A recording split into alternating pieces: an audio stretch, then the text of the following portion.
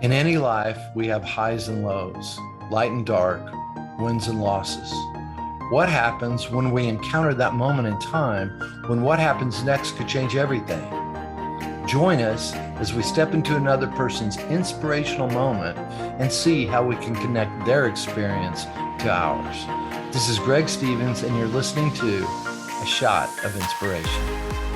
Hello, everyone, and welcome to another episode of A Shot of Inspiration. I'm Greg Stevens, your host, and Dan Morman is co-hosting with me today. You might have seen him earlier on his own individual podcast with me, or when we got together with the birds. That was a special podcast for us. I'm changing the format a bit, and I'm going to start having a co-host and then eventually having other people do different interviews. Also, I decided to sit down for a couple of these rather than stand. I typically am standing. I thought I'd change the energy a little bit, see how it goes. But Dan, how are you doing? I'm doing great. I'm delighted to Good. be here. Good. Glad to have you here. You just got back from Ohio. Where did you go that you said was so beautiful? Athens County. So my 40th year anniversary of my old college roommates. First time we'd all gotten together in probably about 35 or so. So Wow. How much tequila did you drink? that's classified information. We did all right. We did Yeah. good. What was it like catching up with everyone? Oh, it was delightful. The more you change, the more you stay the same. Yeah, I Some hear days you. I felt like we'd never been apart. Yeah. What's been going on in your world though? How's business going? How are your clients doing? It feels a little magical, Greg, actually. Tell me about it. I had more change in 6 months than most people had in 10, 20 years. Yeah, And tell everyone a little about that. Oh, that's too long of a story. What I will say is that coming out of that, I had an intention of simplifying and doing a lot of introspection, doing a lot of travel, and my business cooperated. It actually went down, and now it appears that the universe wants me to be busy again. So things are in a flurry. Okay. But I can't wait to hear about all the details with that. The gentleman we have today, I haven't known very long, but the time I have known him, he's a really amazing person. Um, Kim Hughes, a mutual friend of ours, asked her a long time ago who she finds inspirational and possibly for some business connections, and never really heard anything from Kim. And one day she sends me this LinkedIn thing and says, "You got to meet Bill Coletti." And so at that moment, I shot out an email almost right away. And of course, he was busy, busier than me. And it took us a little while to get together. But Bill, welcome to the show. Glad to have you here. Thanks so Well, much it's for being my here. pleasure to be here. Now, this is going to be awesome. I'm looking forward to a great conversation. This is I am. exciting. Tell us a little about yourself, Bill, because I met you and Bill is a crisis communication specialist. He's already written a book in the past called Critical Moments, and he ran a PR firm, but he's shifted his business over the last couple of years from being an owner of a PR firm to actually coaching and helping firm leaders and owners as he's gone through. Share with us a little about how your career started and how you evolved to where you are now.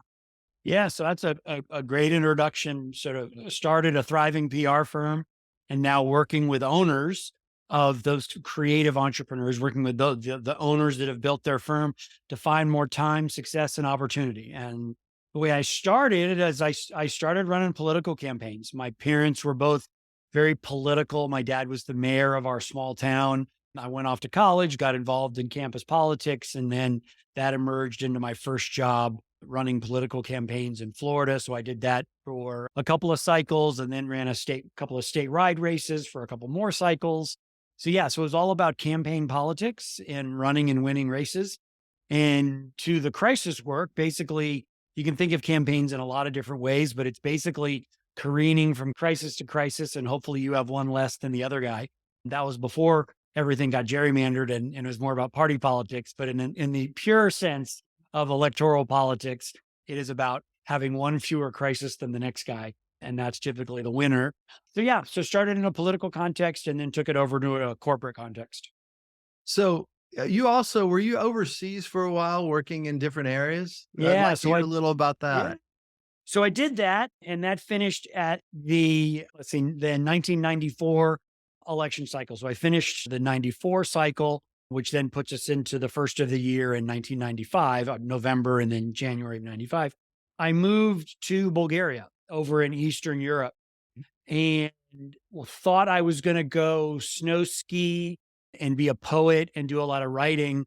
And by March, recognized that I wasn't very good at any one of those things and decided I needed to get a job. The skiing was great. The writing and the poetry was pretty bad, but my skiing was certainly never enough to be anything better than just a good old average skier.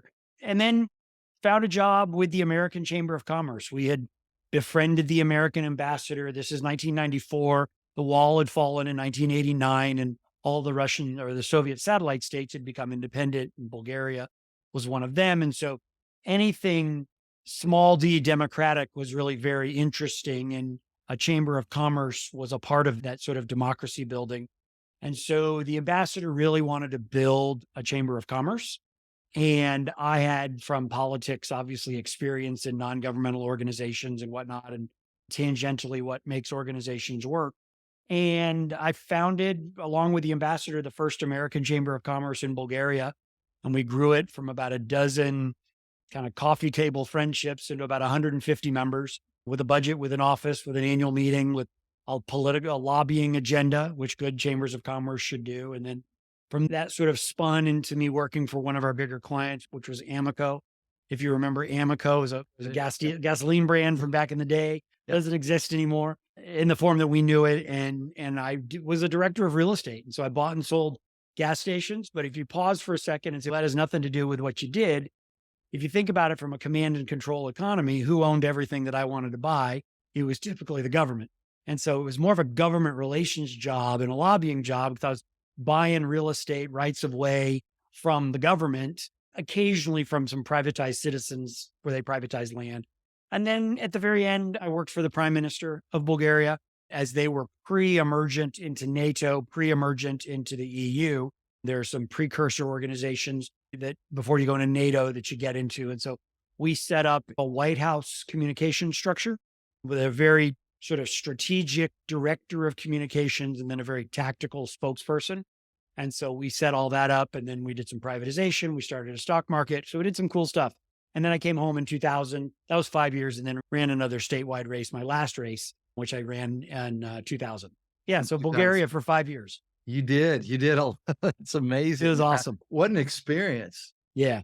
Yeah. Transformational. I can remember as a younger professional in my 20s in and around politics saying that I am solely focused on domestic politics. International affairs is not really my thing. And I switched from a chess player to a checkers player overnight. My feelings about the importance of international issues, international relations, the open-mindedness that it creates. And now it's one of the key questions I ask anybody I'm interviewing for a job is, have you traveled and do you want to live overseas? And it's almost a threshold question for me.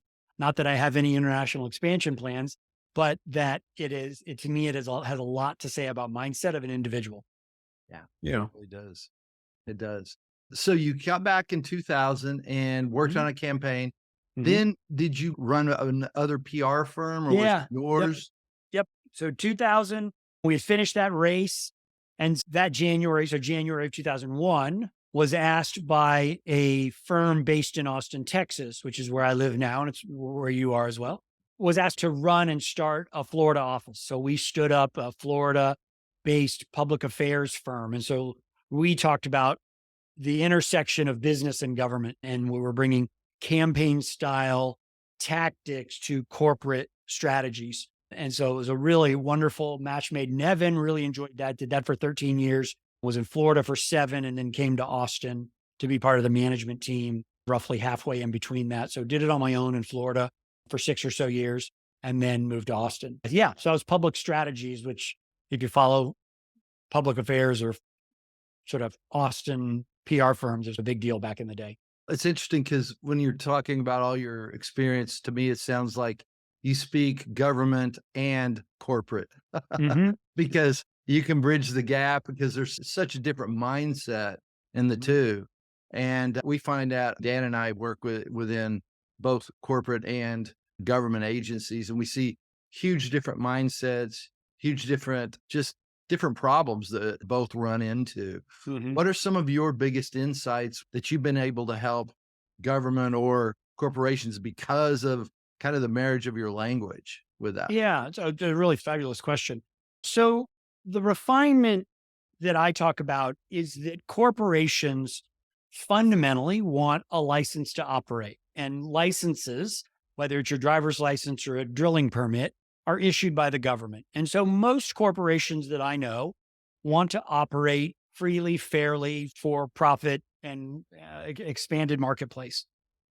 But we've got a system in the United States, whether formally, just like I said, driver's license or oil permitting, or informally, which is around your reputation, that needs to really be strong. And so if you want to succeed in our democracy, and for that matter, most everywhere across the world, some places it's not the case. But if you want to succeed as a business, it's really about your reputation, because that's what elected officials and regulators, assuming all things around the process are equal, it's the organization with the greatest reputation that will win and actually be able to have their license to operate and use it freely and grow their business as they see fit. Classic example of that would be Microsoft's license, their license to operate. They thought they should have bolted in a browser into their operating system, forcing everybody that wanted to get on the internet to use their browser. The government revoked their license to operate, or the court system revoked their license to operate, and said, no, that's really not a good idea. We're seeing it with Google. We're seeing it with other institutions. The EU is about 10 years ahead of us in some of this thinking, but that's that intersection. So the key insight is A, recognize you have a license to operate. B, recognize that license is granted by somebody, the government, the public, or whomever. And then C, you live in that intersection and you've got to act accordingly and manage your reputation as such. And so those are the three big perspectives that we then brought. We then brought some campaign skill sets to clients, but it's fundamentally about license to operate and maintaining your reputation. So, as you've done this Mhm. and you've worked with corporations, I'm sure you worked with executives and Mhm. had crisis management conversations, how they show up probably on the news or things like that. Mhm. What insights could you glean to some people, just an overall idea of someone who is running into a crisis? They're going to be shown up in front of maybe 10 or 15 cameras in their face, or Mhm. something's come up. What do you typically go in and do right away with a person? Kind of walk us through what you might do in that moment. Yeah. So the first thing is you got to fill the vacuum. And so speed is the key differentiator between good and great crisis response. It's just simply speed, but it's not speed for speed's sake. It's not just be fast, because if you're just fast, you are missing the truth often.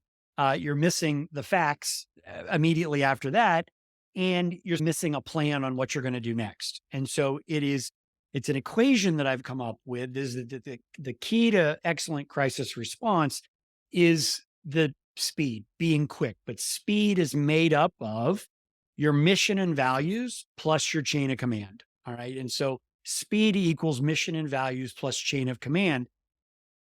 And I can break that down a little bit, but the key insight is the ability to be fast, but the ability to be truthful and the ability to know what your next move is, or at least have the confidence to say, we're working on it. We don't know exactly what our next move is going to be, but we're working on it. So it's filling that vacuum. So it's speed, but it's not just speed for speed's sake. It's a rich speed imbued with that mission and values and chain of command.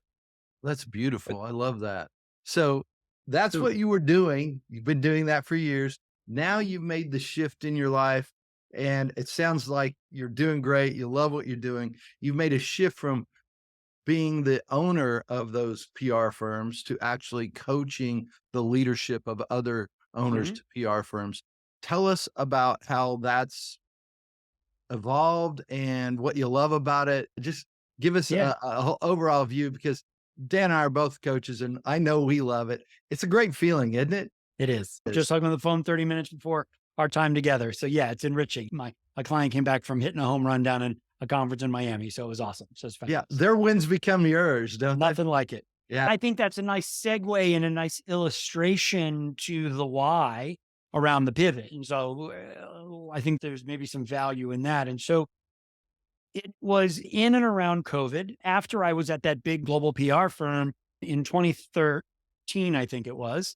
Yeah, 2013, I started my own firm. So I had my own, went from a cog in a big wheel to entrepreneur of having my own firm, and did that through obviously till today, but transitioned my role a little bit. But in the middle of COVID, I physically felt this, not right, really knowing what was going on at the time. I physically felt myself leaning out of conversations, just physically in this venue, physically pushing back into this bookcase, as opposed to my normal way of engaging with clients was, tell me more. What about this? Have you thought about that? I'm not sure I understand that. Can I know a little bit more about that? I stopped doing that. And I literally felt myself pressing back. And I no longer was interested in the corporate crisis. I was much more interested in the person, the CEO, the leader, and the implications that this issue was having. Happy to go deeper into that. But then the second thing that happened in and around that same time is that I had a pretty bad motor scooter accident. So think Vespa. It's not like one of those little bird scooters in downtown Austin, and it's nothing as cool as a motorcycle. So it was a motor scooter. I have to put that caveat on there. I used to just fib and say it was a motorcycle, but it was really a motor scooter, grip it and rip it kind of thing. So I had a pretty bad accident going 5 left turns to a neighbor's house, and broke 12 of the 26 bones in my right foot, 7 ribs, my clavicle, chest tube, 7 days in the ICU. And as I felt myself leaning out of conversations, I found myself unable to stand for a period of time. And so those two things mashed up, and I took a sabbatical. I had a sabbatical that got delayed, and then took a sabbatical with my wife, and really found this clarity that I still want to serve. My firm is doing really well. I don't want to serve corporations. I want to serve individuals. Other than starting a restaurant, there's probably a better way to serve individuals. And so that became coaching, and then got some training and really tried to develop those skill sets beyond being curious and empathetic. And again, that's something that's a journey in its own right about how to be an effective coach. I love that. I want to jump over to Dan real quick because I want to get us all where people know where we came from. Dan had a successful engineering career and made the jump over to coaching. Jen, talk about your transition from engineering over to coaching. Like Bill had a kind of an event, had a lot of different things Sure. going on around it. How about you? What was your transition? So I guess what I would say about engineering is I was an industrial and systems engineer, and we are the interface of people and systems and machines and that kind of stuff. So everything I did was about change. Of all the positions I had and everything we did, it was always about change. And when I got into coaching, they tell you that when you get into coaching school, within 2 years, you go back to coach the people from the profession you used to be in. And that was true for me. I was a business person. I was consulting in business, and I started coaching for them. It's the intersection of the person and their issues, and they're usually business people. And so the whole person shows up in all those things. What was the transition like? I had to keep myself from getting too involved in the business because that was easy and they value it. There are types of clients that the best work you can do is just to listen. And I know that, and still it was hard. I'm adding value, nodding at all the right times. And then sometimes people need that. They just need to hear themselves process. So I guess what I'm hearing myself say is there's a discipline to the coaching process. Left to my own devices, I would go off on different trails. I would go off on that business trail. I would want to engage them instead of listening to them speak. More of a state of mind than anything else. It's a hat we put on. That's what I used to teach. I taught coaching 25 years ago. Yeah. So Dan, so the way I have been told that exact same thing is that I'm the charter member of the Recovering Consultants Club. And now as a coach, And you're welcome to join if you'd like to join as a recovering. It's to suspend, and there's been books written about this. Suspend that advice monster. That's not our role as coaches. That's a mentor or an advisor or a different category or a consultant. And so that's why I'm this founding member of the Recovering Consultants Club, because it's hard. That's native language. Giving advice, often wrong, never in doubt. But that is native language for me. So it's hard sometimes. It is. And the coaching skill, the equivalent coaching skill is asking questions. So rather than saying you should do this, you ask a question where they might discover that. Yeah. In the beginning, that's hard. I remember clients saying, "Can you just tell me what you're trying to say?" I'm asking all these questions, like 2 years into it. And as an engineer, if that's what you do as an engineer, you're like, in broadly defined engineers, like, damn it, we need to build a bridge. Stop asking me questions. We got to get the damn thing built. Well, it's also interesting because Dan, you were talking about doing that, and now you're a master at asking questions. One of the things I've worked with Dan for a while, he's my sharpener. He sharpens me. He'll ask a question and I consider it. Sometimes I'll sit there for, this is not a lie, 10, 15 minutes, not saying a thing. And Dan won't say anything. He'll just sit there quietly. And he's letting me process through.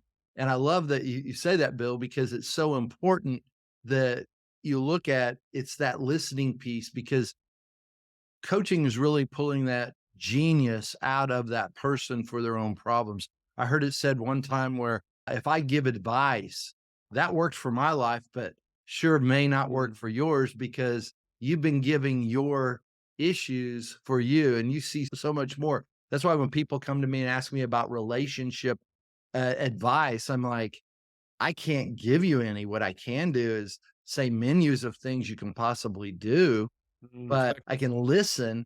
And people say, this happened. I said, a lot more than that's happened because you had 10 years with this person before that. You're taking one little piece and showing, maybe it's even a year, but it doesn't cover all those other 9 years that you've dealt with that person, that built up trust, that broke down trust along the way. So, Bill, as you've made that shift, what has been the most,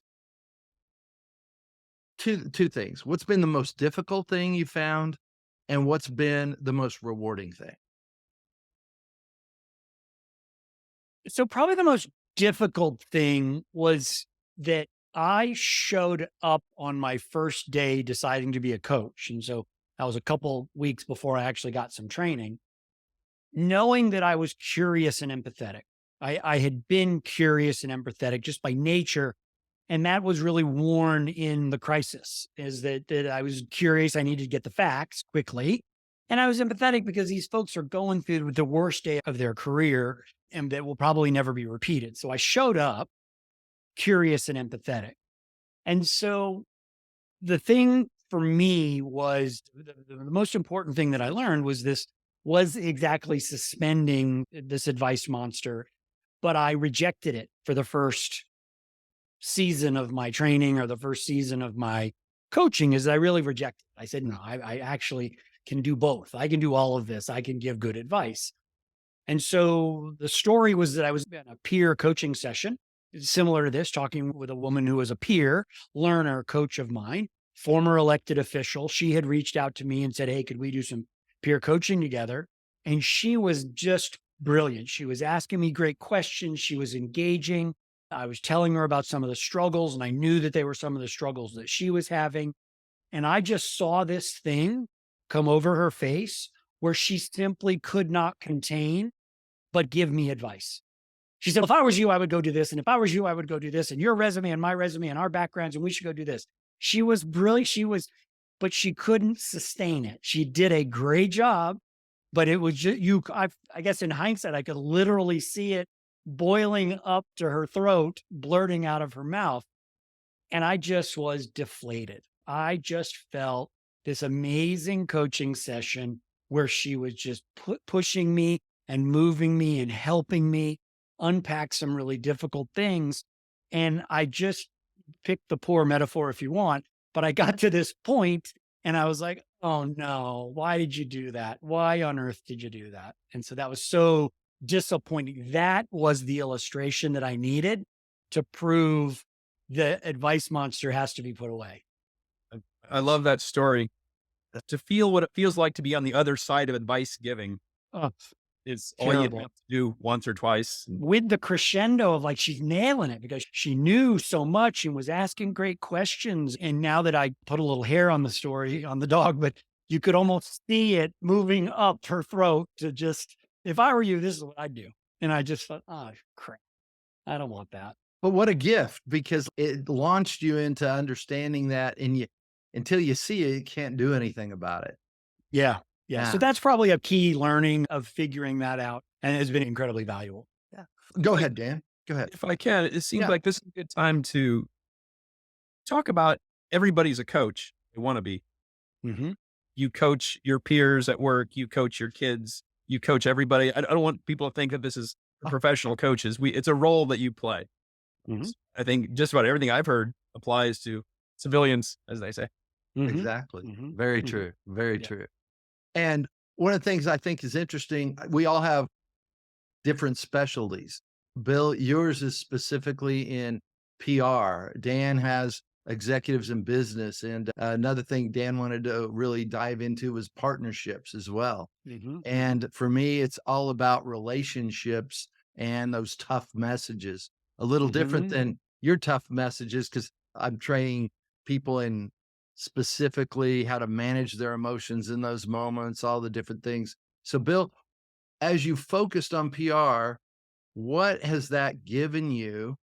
And because what is that giving you as far as a validation of all the things you did in your past career? But what has it allowed you to do? Because I know you're writing a book right now. My wife, Emily, loves Bill. She went to one of Bill's masterminds, and she got so much out of it. She's talked about it several times. But I know you're writing a book right now, and you pulled in a lot of PR people. You're trying to meet a need. What's the biggest need you're trying to meet for PR? A lot there. Let me answer it specifically on the coaching and the need. There's also a marketing and a position component to that. So I've got two axes that I am interested in on that question. But specifically for agency owners, people that own what I would call creative professional services, PR, marketing, advertising, someone that sells creativity and wisdom, as opposed to a lawyer and accountant that sells legal arguments, wills, and tax returns. So people that are selling wisdom and creativity, more often than not, they are accidental entrepreneurs. They were just like me. They were at the big firm and they either got passed over, topped out. They either thought they might have a better mousetrap and they wanted to go do it, or maybe they were serving clients they didn't really want to serve. But for whatever reason, they showed up on a Monday with somebody willing to pay them for their advice. And they said, maybe I should go start a firm. Very few people that I know that are running these firms. And I think that's the case with your wife. Is she'd had a career. And what do I do now? I got a couple of people that'll write me a check. I guess I'm an entrepreneur. I guess I started an agency, as opposed to other entrepreneurs that it's in their bones or they build it and they grow it.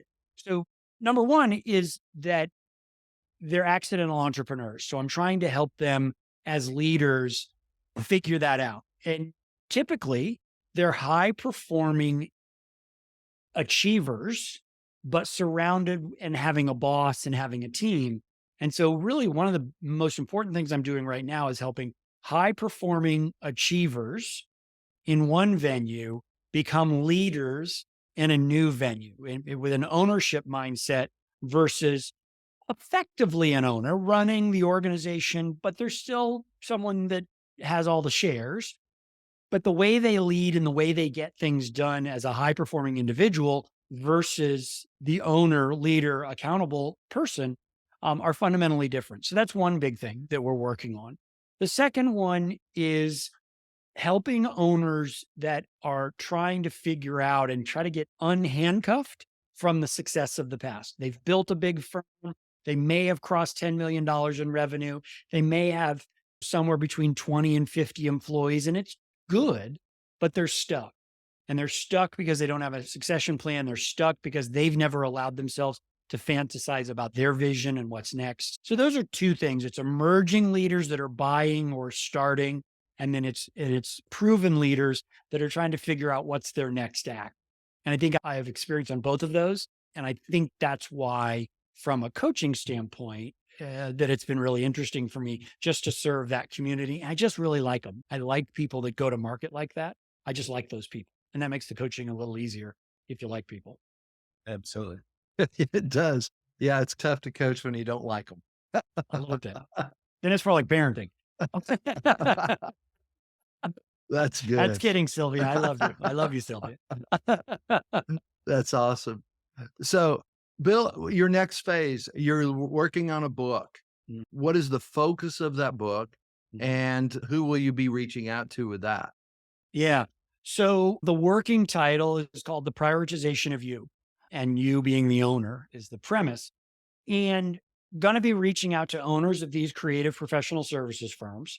PR is the sweet spot that I know and best, but marketing agencies, advertising agencies, anybody that kind of sells wisdom and creativity, is that when you run a firm like that, and no different than any other entrepreneur, but it's a little bit different because there's so much subjectivity in what these firms do, is that there are so many things that you're told you need to prioritize and have discipline. Prioritize and have discipline. Almost every great entrepreneurial book distills down to making some really good choices and then having the discipline to stick with it. That's just about everything. E-Myth, Gerber's made a franchise around talking about prioritization and discipline. But the question is, what do you prioritize? And what I've found is these owners of these firms have so many things that they can try, so many things that they can buy, and so many things that they can fix. And I've tried to engineer success at my firm by trying, buying, and fixing any number of those things. And from, if I would just get a more talented financial person, if I would just fire this person, or if I would just buy a really good CRM, all my success would come my way. But what I've realized is that you can't engineer success with try, buy, or fix. You need to engineer success by prioritizing something. And my hypothesis is you need to prioritize you. And until you, the leader, get clear on your mission and values and your vision for yourself as an entrepreneur, you can never instill that in your organization. So the book is for these owners. It's how they can prioritize themselves, taking away all the guilt and shame that comes around with prioritizing yourself, and then really sort of allowing them to figure out how they can actually find thriving the same way that I and so many of others that have figured this out have found thriving. It's interesting. What do you suppose is the biggest misconception that people, before they pick up your book, would have around prioritizing themselves? Is that you can't do that because that's selfish, because I read a book years ago called Servant Leadership. Or I can't do that because that's a sidecar to arrogance. That's a sidecar to being blind to the need of others. So I think that's the biggest misconception. And that is, I love servant leadership. I try really hard to be humble, but I know that if I don't prioritize you first, none of that other stuff works. And so the simple metaphor, Dan, is when you're on the airplane and it's crashing, what's the instruction they tell you? Put your own oxygen mask on first before you can help others. And that's the misconception. Everybody thinks they can hold their breath and be a leader, but you can't when the plane is crashing. You got to be able to have oxygen. And that comes from prioritizing yourself.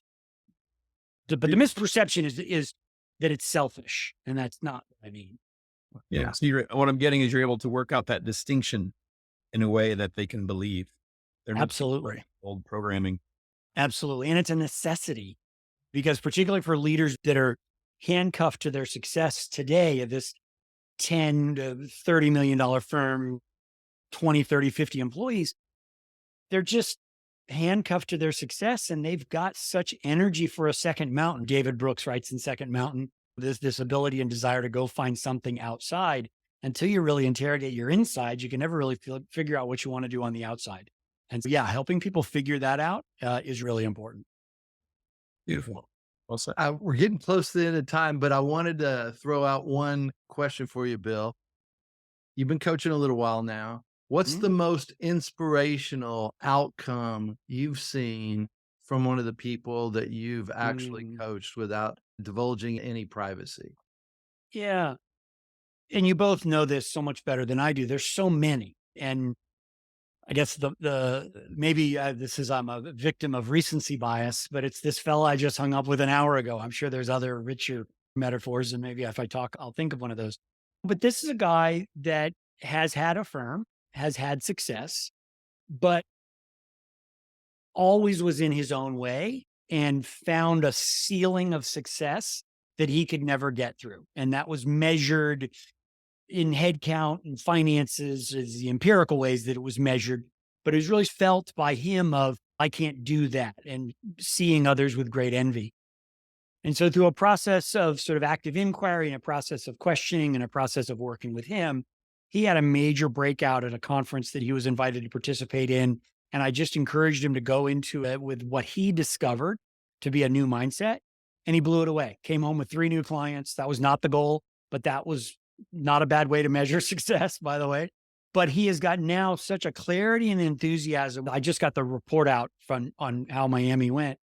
And so just that his new elevated leadership and new elevated mindset let him break through a ceiling that until we had worked together, A, he didn't really know he had, and then B, then had the ability to break through it. I thought that was pretty cool.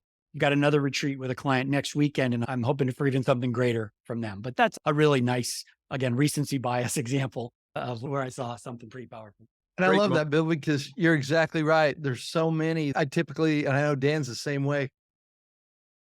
What pops into our head is the last one because it happens and it happens. My wife the other day, she had someone really give her some acknowledgement for how she coached and helped them. And she came back and she goes, I see why you love what you do so much. She goes, because I typically don't get this. Bill, thank you so much for being on the show today. And Dan, thank you for being my first co-anchor, whatever we call it. We're going to do many more of these, but everyone, thank you for listening to another shot of inspiration. If you'll like and subscribe, help us out. Hope to see you soon. Thanks so much. See you on the next episode. Bye-bye. Thank you. Thank you. Thanks for listening to this episode of A Shot of Inspiration. If you like this or any of our other episodes, make sure you rate it and share it with a friend. This is Greg Stevens, and we look forward to being with you next time. Until then, be bold, be courageous, and respectfully speak your truth.